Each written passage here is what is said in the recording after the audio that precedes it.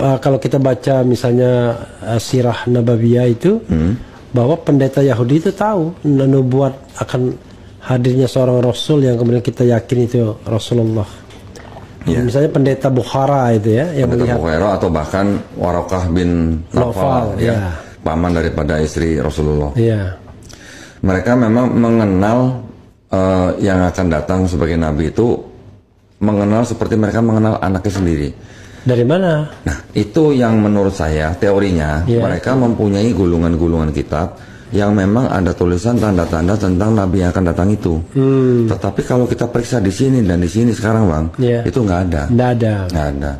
Jadi dan missing linknya juga Kodoni nggak tahu. Nggak tahu. Itu mungkin sudah putusnya itu mungkin pada zaman Nabi Muhammad SAW juga gitu. Oke, jadi kalian nggak tahu ya? Makanya sini saya kasih tahu.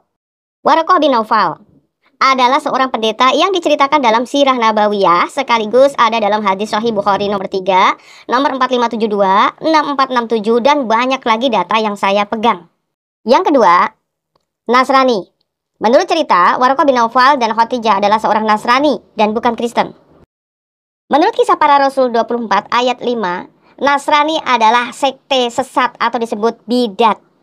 Kebayang nggak kalau kenabian Muhammad justru diakui oleh sekte atau bidat karena Waraqah bin Nawfal dan Khadijah adalah sekte Nasrani.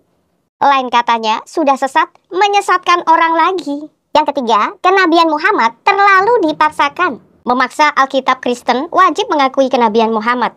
Karena tidak percaya, Yahudi dan Kristen itu menjadi musuh utama umat Islam.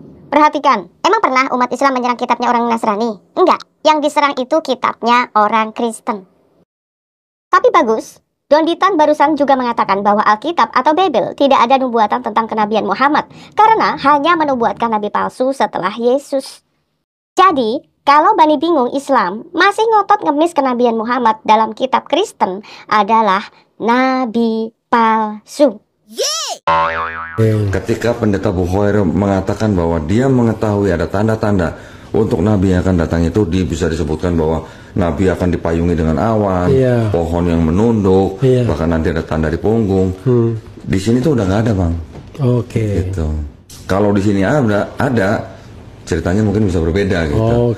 Bukan sudah nggak ada, memang nggak pernah ada, Don Ditan. Inilah yang belum kamu pahami ya, Don Ditan. Jadi kalau Alkitab itu mengatakan Nasrani adalah bidat, sudah fix. Yang diimani oleh umat Islam adalah Nasrani, bukan Kristen, bukan Bible. Nah, ini pesan penting ya, buat umat Islam seluruh dunia, bahwa Islam harus mencari tahu di manakah kitab Nasrani itu, kitab yang diimani oleh Waraqah bin Nawfal dan Khadijah. Cari tahu ya, kitab yang menubuatkan tentang nabi bertanda tompel. Bahkan cari tahu juga tuh dalam kitab apokrif, kitabnya Barnabas, dan juga kitabnya orang India kek, atau orang Hindu kek, Buddha kek, sana silahkan ya.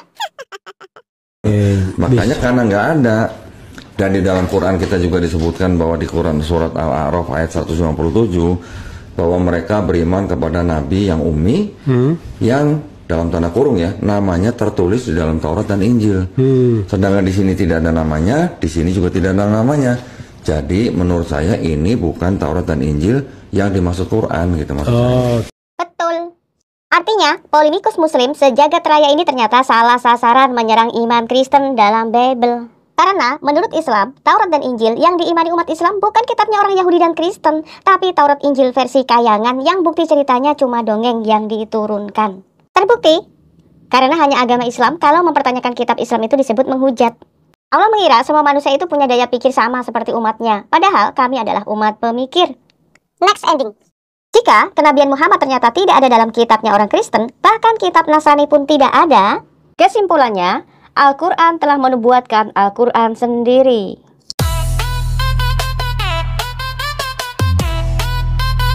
Jakunya ajaran damai.